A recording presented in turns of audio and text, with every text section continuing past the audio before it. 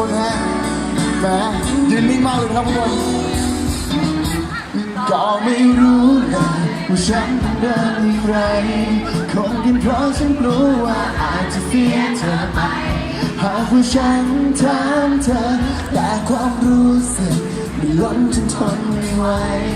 ยิ่งเวลาที่เธอยิ้มมาและจ้องมองตามันเกิดคำถามมากมายว่าไงฉันไม่รู้และคงไม่แน่ใจว่าไปรักใจที่เธอต้องการแบบไหนมันยังคงไม่ชัดเจน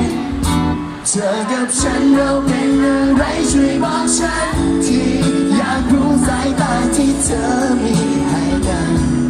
มันหมายความว่าอะไรเป็นแค่เพียงลมนอนไว้ที่คงหายไปหรือซ่อนความรักที่มีเอาไว้เธอคิดยังไงกับฉันช่วยบอกฉันทีหากเธอต้องการให้ฉันถึงมากกว่านี้บอกมาเลยให้ฉันรู้ตัวรักที่มีมันตรงกับเธอเหมือนกันอย่าให้ฉันเก็บมาคิดตัวเองอย่างนี้เธอรู้ไหมท่าทีของเธอที่ฉันไหวหวั่นและสับสนเหลือเกินขอมือหน่อยฉันไม่รู้และยังคงไม่แน่ใจรักไม่นานใจที่เธอต้องการแบบไหนมันยังคงไม่ชัดเจนเธอกับฉันเราเป็นอะไรช่วยบอกฉันทีอยากรู้สายตาที่เธอมีให้กันมันหมายความว่าอะไร